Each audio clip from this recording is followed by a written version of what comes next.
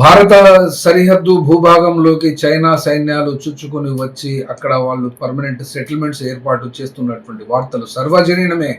అయినప్పటికీ నరేంద్ర మోడీ ప్రభుత్వము ఈ యొక్క వాస్తవాన్ని ఎందుకు దాచిపెడుతున్నది అనబడేటువంటి ప్రశ్నే దాదాపుగా భారతదేశంలో ఉన్నటువంటి రాజకీయ నాయకులకు అందరి మనసులో వచ్చినప్పటికీ కూడా పార్లమెంటులో ప్రధాన ప్రతిపక్షమైనటువంటి నాయకుడు రాహుల్ గాంధీ ఎత్తడం మూలాన రభస జరిగి పార్లమెంటు వాయిదాకు దారితీసింది. అయితే ఇక్కడ ఒక విషయాన్ని చెప్పుకోవాలి.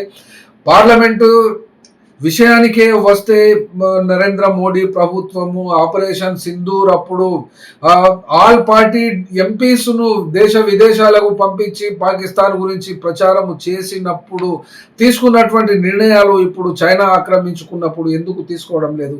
ఈ యొక్క ప్రతిపక్ష నాయకులను ఆ సబన్సిరి జిల్లాలో ఉన్నటువంటి సారీచు నది తీరం వద్దకు ఎందుకు తీసుకొని పోవడం లేదు అని సూటిగానే మేము ప్రశ్నిస్తాము. ఎందుకనంటే ఆ యొక్క ప్రాంతము ఇండియన్ ఆర్మీ మరియు భద్రతా దళాల కంట్రోల్లో ఉంటుంది. అటువైపున చైనా సైన్యాలు ఉంటాయి కాబట్టి అక్కడ సాధారణ పౌరులకు ఎవరికి కూడా వెళ్ళడానికి ఇన్నర్ లైన్ పర్మిట్ అవసరం అవుతుంది. ఈ యొక్క ఇన్నర్ లైన్ పర్మిట్ ఎవరికి ఇవ్వరు. ఇవి బార్డర్కు వెళ్ళాలంటే హోమ్ మినిస్ట్రీ కానీ లేదా డిఫెన్స్ మినిస్ట్రీ కానీ వాళ్ళు అనుమతి ఇవ్వాల్సి వస్తుంది. ఇది సాధారణంగా ఎవరికి రాదు. కాబట్టి పార్లమెంటు సభ్యులు ఉన్నటువంటి రాహుల్ గాంధీ కూడా తాను స్వతహాగా తన డెలిగేషన్ తీసుకొని డిఫెన్స్ మినిస్ట్రీతో కానీ హోమ్ మినిస్ట్రీతో కానీ పర్మిషన్ తీసుకునైనా కూడా వెళ్ళవచ్చు లేదా ఆ డిమాండ్ చేయవచ్చును కదా అంటే రాహుల్ గాంధీ లేదా కాంగ్రెస్ పార్టీ ఖర్గే వీళ్ళందరూ కూడా పార్లమెంటులోనే తమ యొక్క రాజకీయ వ్యూహాన్ని అమలు చేయాలని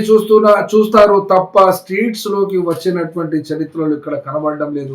ఎందుకనంటే మమతా బెనర్జీ ఇప్పుడు ఉన్నటువంటి ఎస్ఐఆర్ మీద ఏ రకంగానైతే స్ట్రీట్ ఫైట్కు తెగబడుతుందో ఆ రకంగా కాంగ్రెస్ పార్టీ ఎప్పుడు కూడా మితంగానే ఆ యొక్క బ్రిటిష్ యొక్క వారసత్వాలను ఎప్పుడు కూడా వదిలిపెట్టిన దాఖలాలు కాంగ్రెస్ పార్టీ లేదు. కాబట్టి ఇప్పుడు ఈ యొక్క అవసాన దశకు చేరుకున్నదని ఖచ్చితంగానే చెప్పగలుగుతున్నాం. కాబట్టి ఇక్కడ చైనా సెటిల్మెంట్స్ అయినవి చైనా పర్మనెంట్ గా సెటిల్మెంట్స్ కడుతున్నది అని ఇండియా సైన్యము లేదా భారత ప్రభుత్వం ఎందుకు ఒప్పుకోవడం లేదు అంటే చైనాను అక్కడ ఆక్రమించుకున్నటువంటి ప్రాంతాలను ప్రదేశాలను లీగలైజ్ చేసినట్లు అవుతుంది.